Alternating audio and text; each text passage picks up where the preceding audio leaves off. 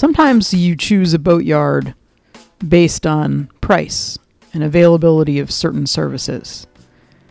Once those things are met, though, there's another criteria that I would argue might be just as important to a successful boatyard experience. Hi, I'm Nika Waters, and welcome to the Boat Galley Podcast. I'm talking about community. Yeah, even in a boatyard. Today's episode of the Boat Galley Podcast is sponsored by Marmara Imports. Their hand-loomed, fair trade, organic cotton Turkish towels are highly absorbent, dry quickly, fold flat, and are soft and luxurious, perfect for life aboard. Use coupon code PODCAST10 for 10% off any order of $40 or more. MarmaraImports.com. More than a towel. Be sure to visit Marmara Imports at the Annapolis Sailboat Show, Tent L, just around the corner from the Boat Galley. And I will say that on my list of things to do at the boat show is definitely to go and get myself a couple more of those Marmara towels because they are incredibly useful, wonderful, and spectacular boat towels for cruising, particularly on a small boat. That will assume, of course, that we're out of the boatyard at some point. And yes, we will be out of the boatyard at some point. But we are in an active boatyard currently, which we've come to realize has its perks beyond the most obvious ones that you can find out about. Location, services, the ability to DIY, price. If it comes down to a choice, though, I would argue that you need to look at just how active the yard is, because more is better. This is not a factor that we've really ever considered before, because it's always been about price. We find the location that we want to be in, and then we look at where to haul and hang out. We've been in a few yards over the years, and been stuck for a stupid amount of time in some yards over the years. Mostly in the Chesapeake Bay in Virginia, and now in Pasadena, Maryland.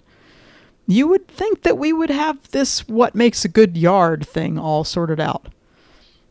Once again, though, cruising shows that you're constantly learning, and this is one of the things we've learned this time around. We were based out of Deltaville for a number of years.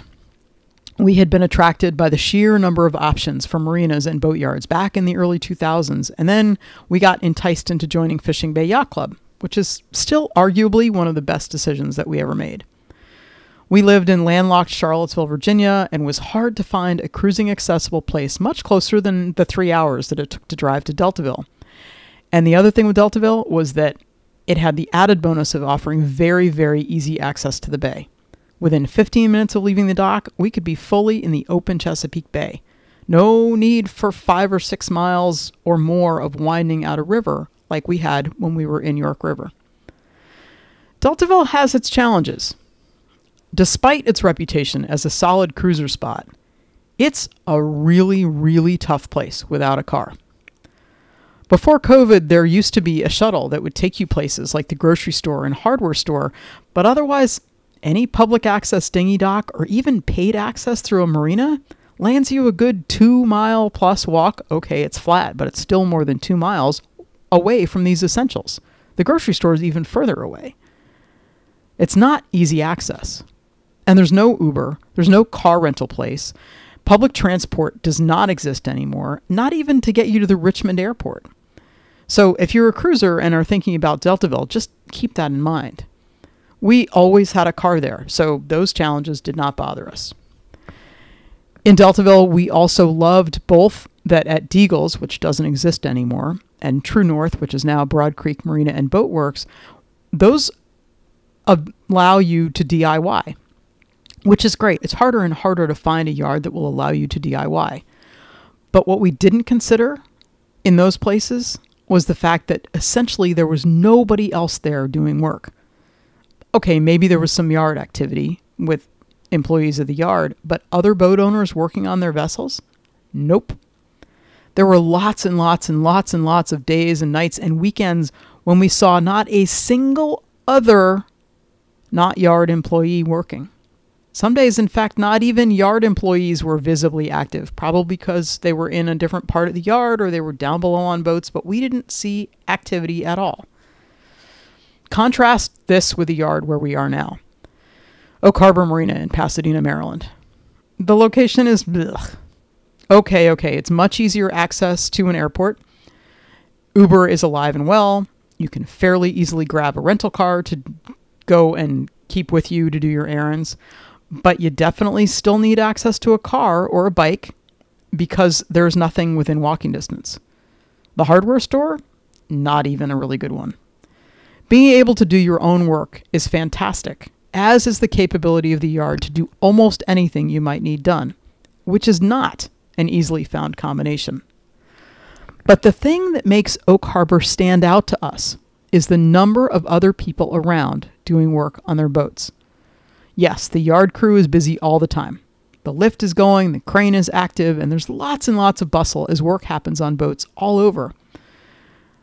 There are other boat owners working.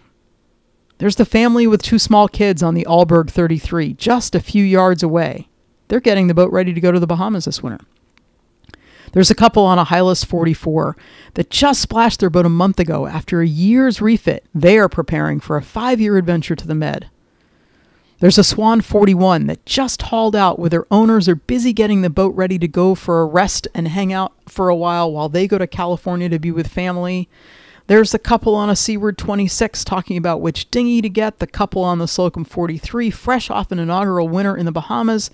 There's a guy working on a CNC 37 continually finding new projects to take on as he laments another season not sailing.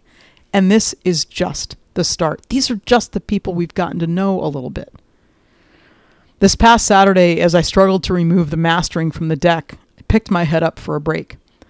I saw Andrew from the Alberg, head down in a locker, reinstalling a turning block for the spinnaker. Tim and Rochelle from the Hylas 44 blasted music down by the waterfront as they scraped the bottom of their dinghy. Angel from the Swan wandered by to say hello. Jeff from the Seaward got into a deep conversation with Jeremy about engine maintenance. Being surrounded by other people also working on their boats makes all of these boat projects feel a little less futile. They feel a little more possible. There's inspiration in the community and a built-in way to take a productive break. If you're trying to decide where to haul the boat for any kind of extended stay, I would argue that spending some time observing the activity in the yard would be well worth it, and might even be worth paying a premium for, because I think you'll be a happier and more productive boatyard person if you have some community around to help boost you over some of the tough parts.